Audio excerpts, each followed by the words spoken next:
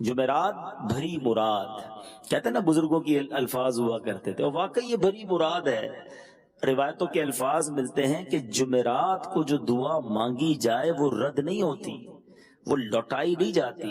خاص دعا مانگنے کی بھی رات ہے اور خاص درود پڑھنے کی بھی رات ہے۔ احادیث میں جمعرات کی رات اور جمعے کے دن کے درود کے فضائل الگ سے لکھے، احادیث الگ سے میرے آقا نے بیان فرمائی ہیں۔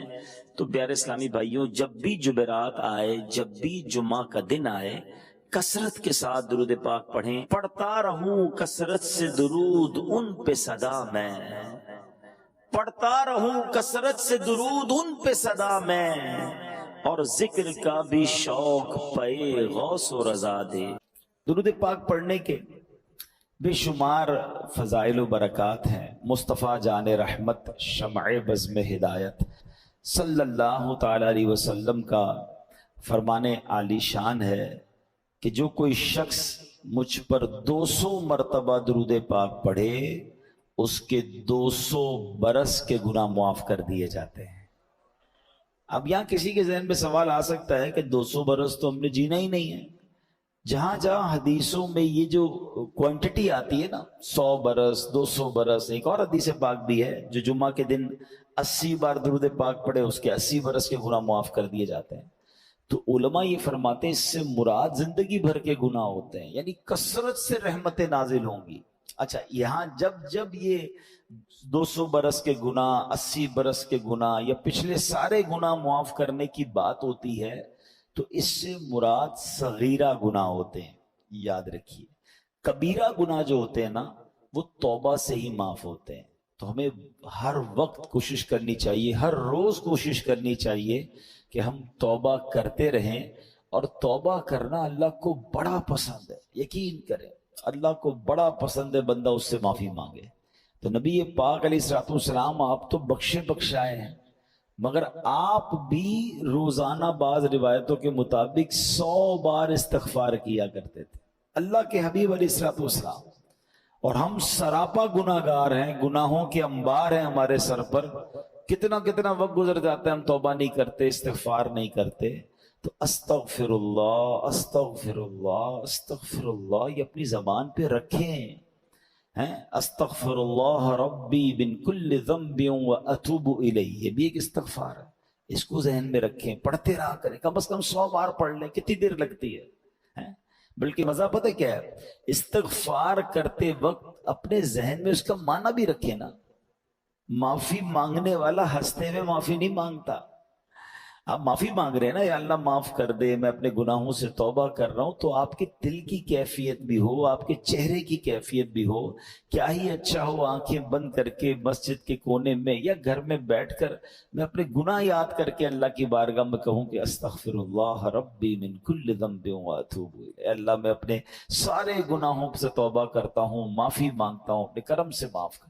پھر آنسو بھی بہیں گے، پھر خیال بھی آئے گا، پھر ندامت بھی ہوگی، پھر دیکھیں انشاءاللہ وہ کریم کیسا کرم فرماتا ہے۔ ایک روایت، بڑی طویل روایت ہے، کبھی موقع ملا اس موضوع پہ بیان کریں گے، کہ جب بندہ رب سے معافی مانگتا ہے نا، اللہ کریم اس بندے کو دیکھ کر مسکراتا ہے نا۔ جملہ کتنا پیارا ہے۔ گناہ رب کے کیے، ناراض اس کو کیا، اور اب معافی مانگ رہے ہیں، معاف کر دے تو بڑی مہربانی ہے۔ فرمایا اس بندے کو دیکھ کر مسکراتا ہے رب، کہ میرا بندہ یہ جانتا ہے کہ میرا کوئی رب ہے کہ گناہ کرنے پر پکڑ بھی لیتا ہے اور معافی مانگو تو معاف بھی کر دیتا ہے۔ کیا شان ہے میرے مالک کی، پھر بھی ہم معافی نہیں مانگتے۔ اچھا، یہاں ایک بات کی وضاحت کر دوں، جب بھی لفظ مسکرانا رب کے لیے استعمال ہوگا تو اللہ جسمانیت سے پاک ہے، ہماری طرح چہرہ نہیں ہے اس کا۔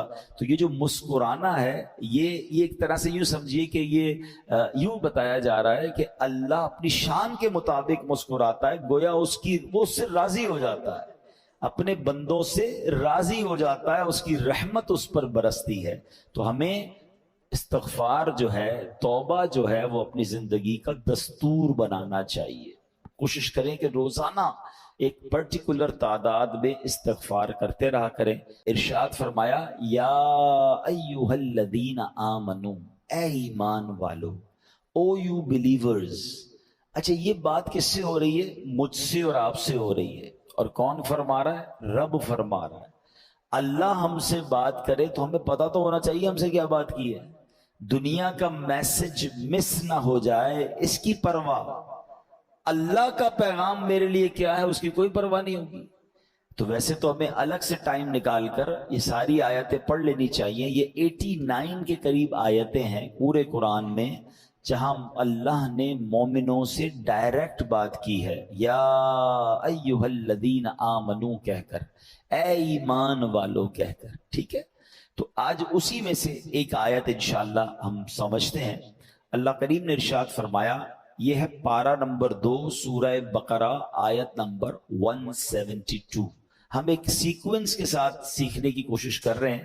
پہلی 2 آیتیں ہم نے کور کر لی تھی، آج تیسری آیت ہے اور اسی ترتیب سے ہے کہ جس طرح قرآن میں پہلے پارے دوسرے پارے اس طرح ہم اس کو لے کر چل رہے ہیں.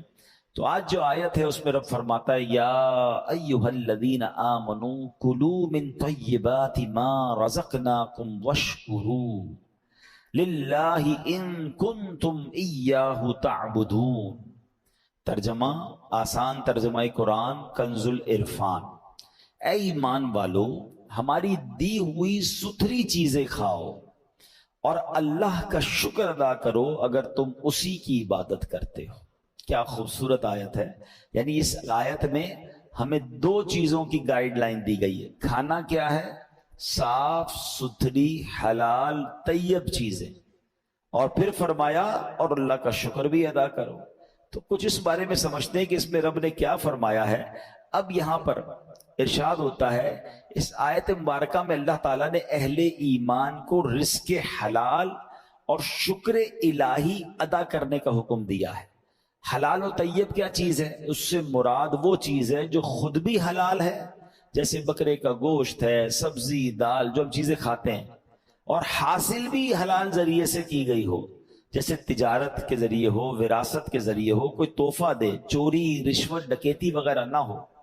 اب یہاں ایک بات یاد آ گئی، سوشل میڈیا پہ ایک پوسٹ کچھ عرصہ پہلے دیکھی. ایک بندہ کہتا ہے بیرون ملک میں وہ کوئی گوشت بیچنے والا تھا یا کوئی کھانے کے سامان بیچنے والا تھا. تو وہ کہتا ہے مسلمان جب بھی میرے پاس آتے ہیں وہ یہ ضرور پوچھتے ہیں کہ یہ حلال ہے کہ نہیں. ٹھیک ہے، تو میرا سوال یہ ہے کہ کیا صرف حلال ذبیحہ گوشت کھانا ہی ضروری ہے، یا جس پیسے سے حلال گوشت خرید رہے ہیں وہ پیسہ بھی حلال ہونا چاہیے؟ رشوت سے کما کر، جھوٹ سے کما کر، دھوکے سے کما کر، ڈکیتی اور چوری سے کما کر، اغوا برائے تاوان کر کے اس کا رینسم، اس کا کڈنیپ کے پیسے لے کر اب میں ڈھونڈنے نکلا ہوں کہ مجھے ان پیسوں سے حلال گوشت چاہیے. تو یقیناً گوشت بھی حلال ڈھونڈنا ہے، کھانا بھی حلال ڈھونڈنا ہے، مگر وہ کھانا بھی حلال پیسوں سے ہے. ہم ایک سائڈ پر تو بڑے مضبوط ہوتے ہیں، معاذ اللہ کسی بھی مسلمان کو کہہ دیں، اب پتہ نہیں کوئی بالکل ہی ایمان سے خالی ہو جائے تو الگ بات ہے، ورنہ کتنا ہی بڑا گناہ گار ہو اس کو کہیں بھائی سور کا گوشت کھلاؤں گا آپ کو، وہ کیا کہے گا؟ نہیں بھائی ہم مسلمان نہیں کھاتے. بہت اچھی بات ہے، ہمارا ایمان اسٹرانگ ہونا چاہیے. کسی بھی ناجائز اور حرام گوشت کو نارملی مسلمان پتہ چل جائے پھر نہیں کھاتے. بہرحال آج کل تو یہ بھی بڑا معاملہ ہے، بولنے کو جی بھی نہیں چاہ رہا کہ یہ بھی احتیاط اب ختم ہوتی جا رہی ہے. خاص طور پہ جو انٹرنیشنل ٹریولرز ہیں، پہلے تو احتیاط کرتے تھے، اب آہستہ آہستہ دیکھ رہے ہیں بس ٹھیک ہے یار چلتا ہے، تھوڑا سا پوچھ لیا حلال لکھا ہوا ہے نا. اب آپ کو کیا بتائیں کہ حلال تو تھیلیوں پہ چھپا ہوا ہوتا ہے، اس میں کچھ بھی بھر دیں آپ. کئی چیزیں ایسی جس میں حلال لکھا ہوا ہوتا ہے جس میں حلال لکھنے کی ضرورت ہی نہیں ہے. اب پانی کی بوتل پر حلال لکھا ہوا ہے، چپس کے پیکٹ پہ حلال لکھا ہوا ہے، بسکٹ کے پیکٹ پہ حلال یعنی آپ ذبیحہ والی چیز پر حلال لکھیں. اب تو کیونکہ کچھ جگہوں پر انٹرنیشنل قانون بن گیا ہے کہ حلال کی اسٹیمپ ہوگی تو ہمارے ملک میں آ سکے گا، تو ہر چیز پر حلال لکھ دیا. لیکن اس حلال کے پیچھے وہ حلال ہے کہ نہیں، تھوڑی بہت معلومات تو ہونی چاہیے، تھوڑی بہت تو فکر ہونی چاہیے. کئی ملکوں میں حلال کہہ کر بھی حرام بیچا جا رہا ہوتا ہے لیکن لوگوں کو فکر نہیں ہے، بس ٹھیک ہے بھوک لگی کھانا کھا لیا.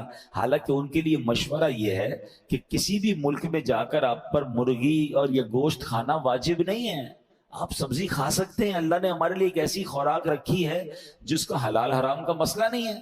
ٹھیک ہے نا. اور جگہ رب ارشاد فرماتا ہے یا ایھا الناس کلوا مما فی الارض حلالا طیبا ولا تتبعوا خطوات الشیطان انہ لکم عدو مبین. قرآن کہتا ہے اے لوگو جو کچھ زمین میں حلال پاکیزہ ہے اس میں سے کھاؤ اور شیطان کے راستوں پر نہ چلو بے شک وہ تمہارا کھلا دشمن ہے.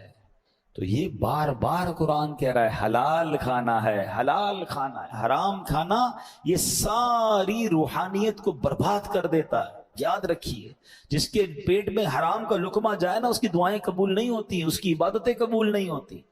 لیکن لوگوں کو یہ فکر ہی نہیں ہے. اچھا میں دوبارہ وہی بات کروں گا، میرے سامنے جو آڈینس ہے 99.99% لوگ حرام کھانا نہیں کھاتے. کون سا حرام؟ جو پکنے میں حرام ہے یا گوشت حرام ہے. مگر کیا اتنی احتیاط میں اس روزی کمانے میں کر رہا ہوں کہ جس روزی سے جس پیسے سے میں وہ کھانا خرید رہا ہوں، میں خرید تو حلال بکرے کا گوشت رہا ہوں، میں خرید تو حلال سبزی رہا ہوں، میں خرید تو حلال چکن رہا ہوں، مگر جن پیسوں سے خرید رہا ہوں وہ بھی حلال ہونے چاہیے نا، ورنہ تو کھانا پھر حرام ہو گیا، روزی پھر حرام ہو گئی. ہم جتنا کانشیس، اگر آپ کو کوئی کہے کہ آپ کے محلے میں ایک غیر مسلم ہے جو چکن بیچ رہا ہے، آپ جائے نہیں لیں گے اس سے. عام مسلمان جو بے نمازی وہ بھی نہیں لے گا. پتہ چل جائے کہ بھائی یہ ماد اللہ حرام گوشت ہم نہیں لیں گے، بھائی یہ فلاں چیز میں شراب ملی ہوئی ہم نہیں لیں گے، جو شرابی نہیں ہے. لیکن جتنا کانشیس خریداری میں حرام کو چیک کرنے میں کچھ لوگ ہوتے ہیں، ہمیں اسی طرح اپنی روزی میں بھی تو احتیاط کرنی ہے نا، کہ میں اپنے بچوں کو کوئی حرام روزی تو نہیں کھلا رہا ہے. میں دو واقعات آپ کو سناتا ہوں، حرام روزی کی تباہ کاری اور حلال روزی کی برکت. پہلے حلال روزی کی برکت سنو. حضرت سعد بن ابی وقاص رضی اللہ تعالیٰ، یہ کون سے صحابی ہیں؟ یہ عشرہ مبشرہ میں سے ہیں. عشرہ مبشرہ کون ہوتے ہیں؟ یہ وہ 10 صحابہ ہیں جن کو نبی پاک نے ان کی زندگی ہی میں جنت کی بشارت عطا فرما دی. ویسے تو ہر صحابی جنتی ہے، مگر یہ کتنے لکی ہیں کہ زبان مصطفیٰ صلی اللہ تعالی علیہ وسلم سے میرے آقا نے ان کو جنت کی بشارت عطا فرمائی. عشرہ کہتے ہیں 10 کو، مبشرہ کہتے ہیں خوشخبری والے. یہ وہ 10 ہیں کہ جن کو اتنی بڑی گڈ نیوز مل گئی کہ وہ زندگی میں نبی پاک نے فرمایا تم جنتی ہو. حضرت سعد بن ابی وقاص is one of them. 4 تو خلفائے راشدین ہیں ہمارے، ٹھیک ہے، 5ویں یہ ہو گئے، 5 مزید بھی ہیں. تو حضرت سعد بن ابی وقاص نے سرکار دو عالم صلی اللہ تعالی علیہ وسلم سے ایک بڑا کمال کا کوسچن کیا. یقین کریں ایسا سوال ہے میں آپ کو بتاؤں تو آپ بھی کہیں گے یار اس کا جواب فوری بتائیے. سوال کیا تھا؟ وہ کہتے ہیں یا رسول اللہ صلی اللہ تعالی علیہ وسلم آپ دعا فرمائیں اللہ سے، اللہ تعالیٰ مجھے مستجاب الدعوات کر دے. What is the meaning of مستجاب الدعوات؟ یعنی بندہ جو دعا کرے اس کی دعا قبول ہو جائے. اب مجھے بتاؤ یہ کتنا بڑا انعام ہے. اگر یہ ہم میں سے کسی کو مل جائے تو سارے مسئلے حل ہو گئے نا. پرابلم ہوگی، بیماری ہوگی، قرضہ ہوگا، واٹ ایور پرابلم، میں نے دعا کرنی ہے اور مسئلہ حل ہو جانا ہے. سبحان اللہ، مستجاب الدعوات. تو پیارے آقا علیہ الصلوۃ والسلام نے کتنا پیارا جواب دیا. کوئی بہت لمبا چوڑا جواب نہیں دیا. نبی پاک نے یہ نہیں فرمایا سعد اتنے روزے رکھو، اتنی نمازیں پڑھو، اتنے سجدے کرو، اتنے صدقے دو، اتنا لمبا مجاہدہ کرو پھر جا کے تم مستجاب الدعوات بنو گے. نہیں، ون لائنر آنسر فرام رسول اللہ صلی اللہ علیہ وسلم. آپ فرماتے ہیں اے سعد اپنی خوراک پاک کر لو، مستجاب الدعوات ہو جاؤ گے. بس یہ فارمولہ آج سیکھ جائیے. قرآن کا پیغام بھی یہی تھا کہ اے ایمان والو حلال کھاؤ، اور حلال کھاؤ گے تو ملنا کیا ہے؟ مستجاب الدعوات بن جائیں گے. مسئلے حل ہو گئے نا. میں کیوں جاؤں گا کسی اور سے دعا کرانے جب خود ہی مستجاب الدعوات بن جاؤں؟ تو اپنی غذا پاکیزہ